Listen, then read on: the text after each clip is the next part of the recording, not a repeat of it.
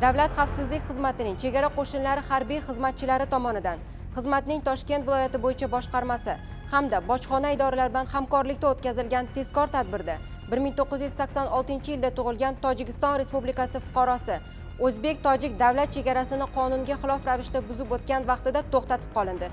Unga tegishli sumka ko'zdan kechirilganda 15 dona o'ramdagi jami 14 kilogramm 584 gramm gashish moddasi borligi aniqlanib, protsessual tartibda rasmiylashtirib olindi. Shundan so'ng ushbu ajal og'usini buyurtma qilgan shaxsni aniqlash yuzasidan tezkor tadbir davom ettirildi. Natijada Farg'ona viloyatining Toshloq tumanida yashovchi 1969-yilda tug'ilgan fuqaro Bekobod tumanida narkotik moddani qabul qilib olgan vaqtida ashyoviy dalillar bilan ushlandi. Boshqa holatda esa xizmatning Farg'ona viloyati bo'yicha boshqarmasi xodimlari tomonidan ichki ishlar hamda bojxona organlari bilan hamkorlikda o'tkazilgan tezkor tadbirda Toshkent viloyatining Bekobod tumanida yashovchi 1992-yilda tug'ilgan shaxs qo'shni davlatdan kontrabanda yo'li bilan olib kelingan 9 kilogramm 467 gramm opiy moddasini sotgan vaqtida ashyoviy dalillar bilan qo'lga olindi. 8-9-10 ta. O'ziga xos hidli, qorantir rangli, opiyga yog'an moddasiga o'xshash modda.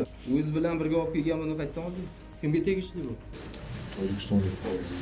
Tergovga qadar tekshiruv davomida tojikistonlik narkokuryer tomonidan Surxondaryo viloyati hududidagi kontrabanda yo'li bilan yetkazib berilgan mazkur ajal og'usini Denov tumanida yashovchi 1994-yilda tug'ilgan fuqaro qabul qilib olib, Toshkent viloyatiga olib kelinganligi aniqlandi va u ham protsessual tartibda ushlandi.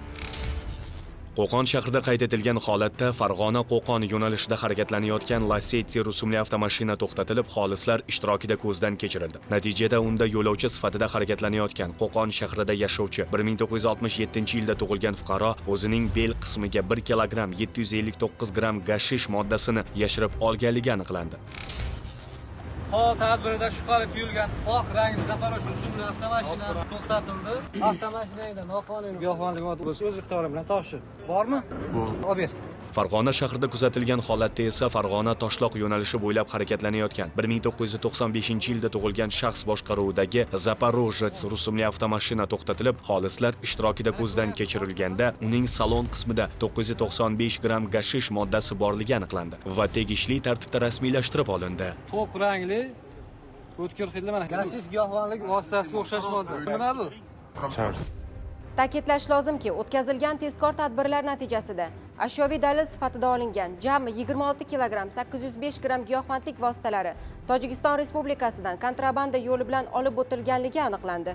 Hozirda ushbu shaxslarga nisbatan Jinoyat kodeksining tegishli moddalari bilan jinoyat ishlari qo'zg'atilib, tergov harakatlari olib borilmoqda.